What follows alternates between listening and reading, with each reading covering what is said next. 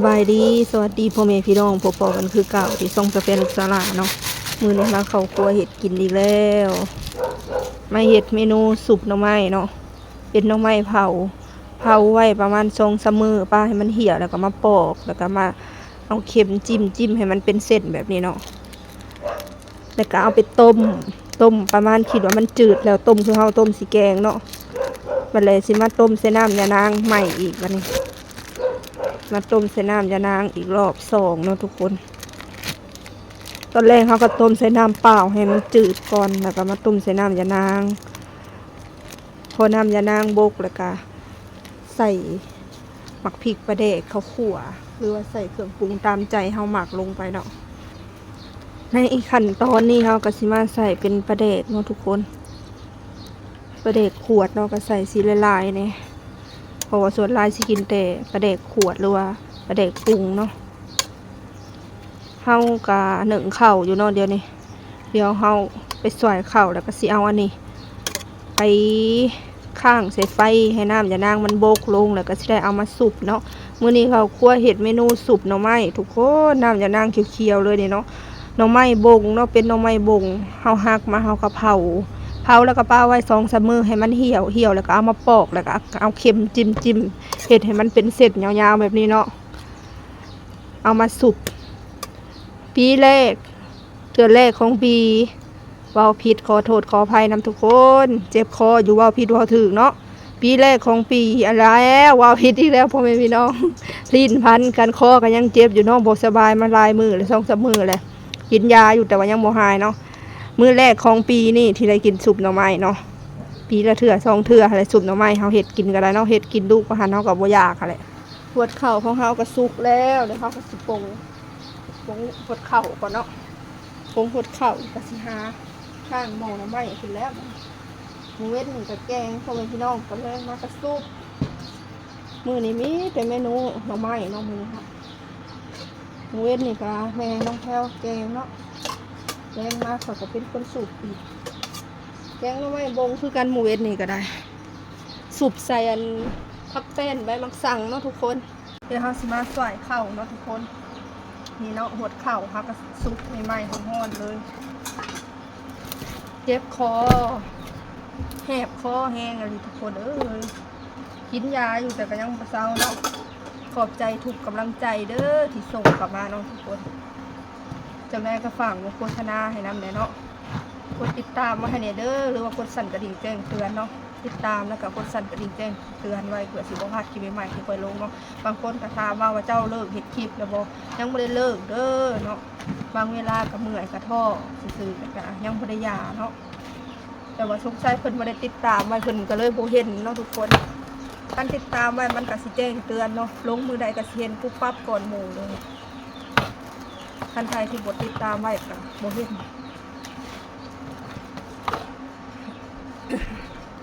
นี่เนาะสวยแล้วแหละ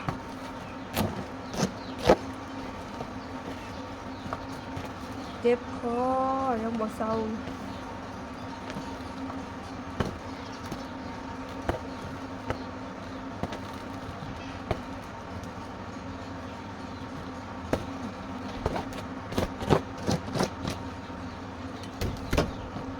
แล้วสำหรับการช่วยเข่าของเราในทุกคนเดี๋ยวค่อยไปหาปรุงอันหม้อน้ำไหม้ของก่อนเนาะเฮาก็สิมาซอยผักเตรียมไว้เนาะอันนี้สิเป็นผักแป้นพ่อแม่พี่น้องใบคล้ายๆคือผักบัวแต่ว่ามันสิเปๆเนาะสิเป็นใบเปๆผักบัวสิเป็นใบอันกลมๆเนาะสูตรหน่อไม้คือขาดบ่ได้เลยท่านขาดผักอันนี้ไปแล้วแม่น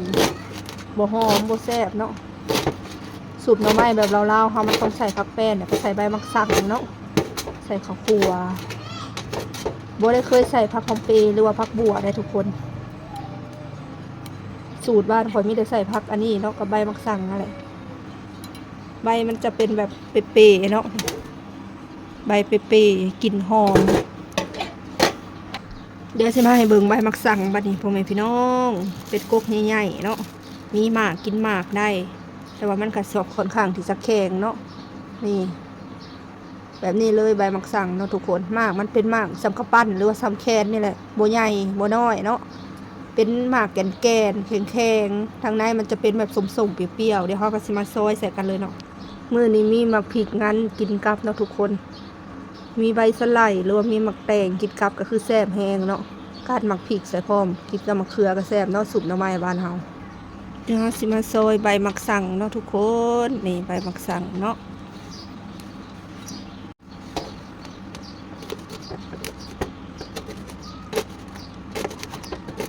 เป็นไปได้อยากให้มันมุนๆค่ะมันจะบ่แข็งแล้วก็ยำละเอียดไว้เนาะใครบ่เคยกินก็ลองกินเบิ่งเด้อพ่อแม่พี่น้องสุปหน่อไม้ใส่ใบหมักสังเนาะใบอ่อนใบแก่ก็ได้เบิดโอเคเป็นใบหมักสังเนาะสุปหน่อไม้บ้านเฮาต้องใส่ใบหมักสังได้พ่อแม่พี่น้องถ้าบ่ใส่ก็คือบ่หอมบ่แซ่บเนาะ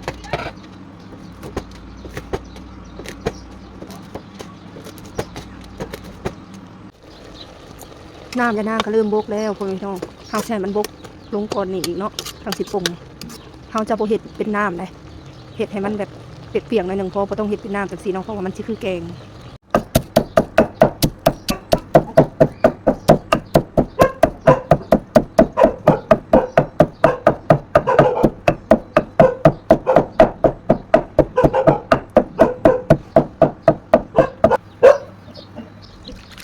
น้ำผักขะแยงพ่อแม่พี่น้องน้ำสิสุกหน่อไม้เนาะผักขะแยงเราซื้อมาตั้งแต่เมื่อนั้นก็อยากน้ำแล้วนี่น้ำเริ่มบกแล้วพ่อแม่พี่น้องเฮาสิใส่ผักขะแยงลงไปเนาะใส่พอมันหยุบๆโอ้ผักขะแยงหลายนึงใส่เบิดเลยมันสิได้หอมๆเนาะแป้งนัวเฮาก็สิใส่ลงไปตอนนี้เลยเนาะทุกคนสิได้อันข่าให้แป้งนัวมันตายเนาะ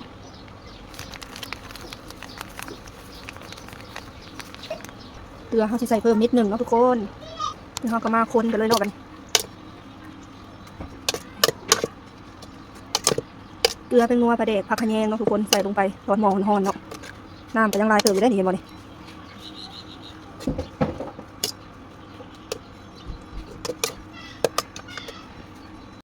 เอาโลบ่ได้เลยทุกคนน้ำยังบกคักทำเนาะเอามาสุกกันเลยแบบนี้นะใส่หมักพริกลงไปสิ่งที่ขาดไม่ได้คือข้าวคั่วเนาะข้าวคั่วแล้วก็ผักแป้นอะไรทุกคนผักแป้นที่ค่อยซอยไว้กินนี่แหละใส่กาใบหมักสังเนาะใส่ลงไปมันหอมๆสุกหน่อไม้สดๆเลยดิบ่ได้ใส่ซีนหมูซีนอย่างนั้นได้สุกหน่อไม้กับเป็นสุกหน่อไม้อริยรอได้เนี่ยมาค้นแบบนี้ทุกคนค้นคาหม้อห่อนๆเลยเพื่อให้ผักมันหยบๆหน่อยนึงเนาะไผ่โบเผ็ดก็คือกัดหมักพริกนิบเสริมน้ำลังเนาะสำหรับใครที่อยากกินเผ็ดๆก็ได้ปกติเขาต้องข้างให้น้ำอย่านางมันแห้งกว่านี้ก่อนแต่นี่โลบ่ได้แล้วข้าวไปเฮ็ดเวียกอย่างอื่นเนาะ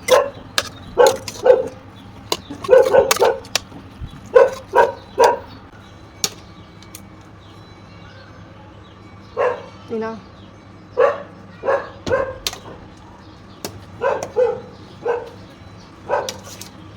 คนแล้วก็ซีมเบิกให้มันทั่วคนทุกคนพอมันเห็ดเป็นปุ่มซีมก่อนแซ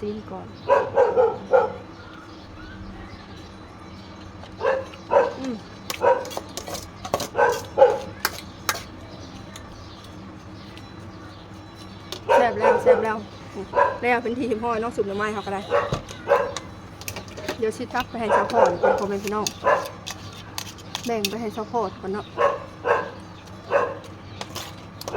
ไปกินแต่เฮงเลยได้สุดหรือไม่ก็ได้อันนี้คือข้าวแบ่งไปให้เพิ่นเนาะทำไม5-6 ยอดนี่แหละก็ลายเติบ